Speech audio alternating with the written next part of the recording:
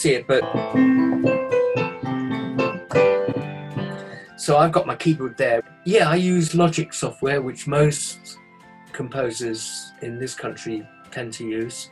The one thing COVID has done is force me, I've been dragged kicking and screaming into the IT world, because my normal collaborators who come to the studio or I go to them, they normally deal with things like quantization and velocity changes and all that. I've actually had to go into the engine room and start working out exactly how to use Logic, and I'm still learning.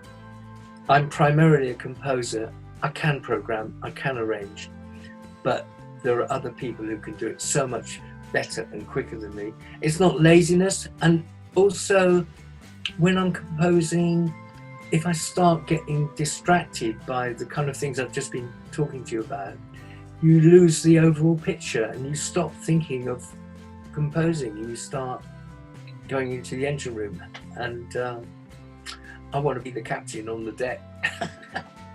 I'm slightly playing with words when I say to somebody, I started writing Eastenders when I was 6 years old.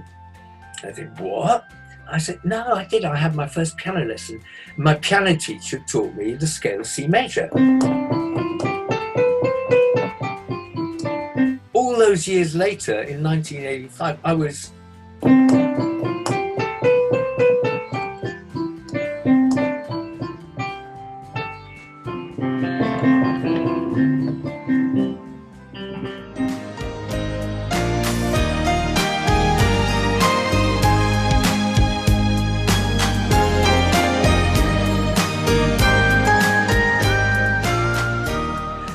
so Eastenders does go up the scale, like my first piano lesson. I can still remember sitting in the lounge looking out for my piano teacher Anne to arrive. I'd never met her before. She came up the drive into the piano room, and I just, in the nicest and most appropriate possible way you could describe, I actually just fell in love with this. So I wanted to do well with piano lessons. I guess when I was about 12 or 13, I'd already worked out in my mind that I was not very good at reading music. So for me, it was more fun to improvise and make my own. And I remember I was learning to play a piece from Snow White and the Seven Dwarfs.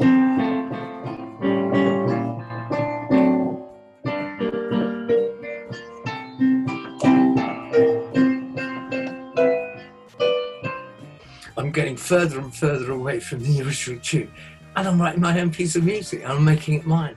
And that's the first piece of music where I improvised, and then it all went from there. I'm a tenor singer. I've got a tenor voice, which it's slightly unusual. Most people are baritones or bass, but because I was tenor, I was the only tenor in that year. So the music director gave me all the tenor parts in the Mozart operas that they did every year. So that was my training, and I love Mozart. He, in my mind, is the best composer ever. His sense of chord sequences and melody. So I picked up on that. I then got a choral scholarship to Cambridge, sung in the choir, joined a rock band. So I did the pop and the classical thing. And then when I left Cambridge, I taught for 7 years at Kingston Grammar School, loved every minute of it, but still had that irrepressible desire to become a composer. You know, when I wasn't actually working at school, I would grab time after doing the homework and stuff and get into London and meeting people. And James was one of the first people that I ever had the pleasure and privilege of meeting. He gave me his time in that lovely office in Wardour Street. I can still visualize it.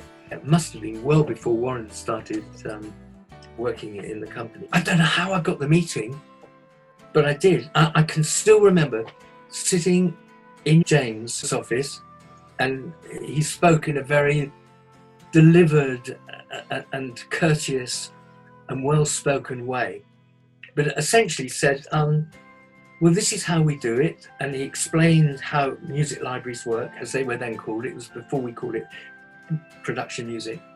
And he said, we publish what you write and produce, we will pay for your recordings, we will market them. And James said to me, right, off you go. Interestingly enough, at that time, one of the leading lights who worked for Wolfe Music was another Simon Parks. And he and I got on great. And he did two things at Wolfe. He ran the way that music was commissioned and mastered and marketed. But he also wrote a heck of a lot of tracks himself, including, of course, that famous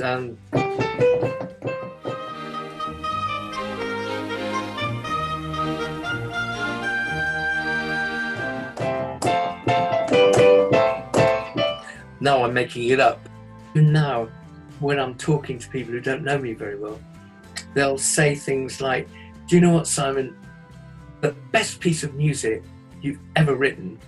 And I start preening myself and waiting, are they going to say Howard's Way or Eastenders or whatever? And they say, is Eye Level.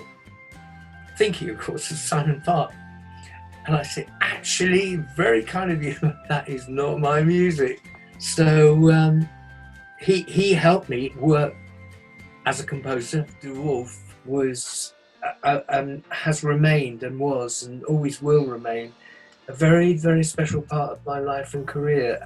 As the CEO of a large company then, James was prepared to meet a very young, inexperienced writer like myself and pay respect and give opportunities. I wish more opportunities like that were given to young people today, you know.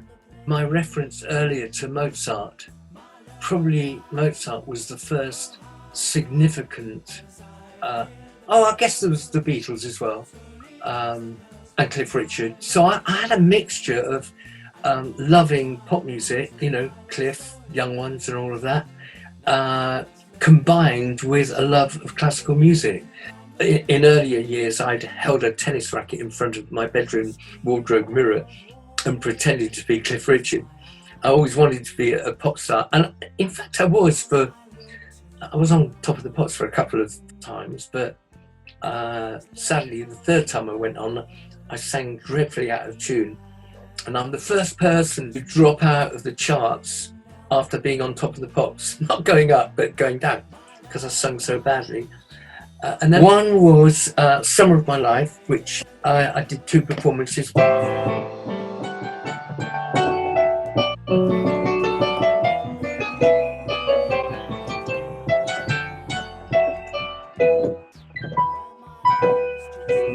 I won't embarrass myself by singing it. I was also a backing singer in Rain, the pop group, and Roger Holman and I co-wrote a song called Born With a Smile on My Face, which was featured on Crossroads. And I was in the backing group, so I was on Top of the Pops singing with Stephanie Sykes and Rain. So that was three. Oh, there was a fourth time I was on Top of the Pops, and I was singing the follow-up to Summer of My Life, and it was a mixture of We'll Gather Lilacs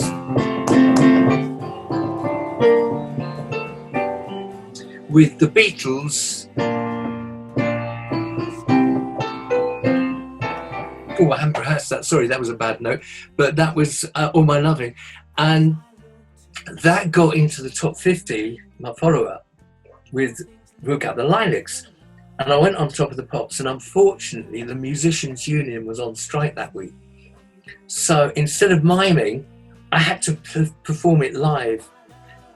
And it was a disaster. My mother very kindly said that the orchestra was playing slightly flat. Other less kind people said I was singing sharp, but that was my cue to go into writing music rather than performing it.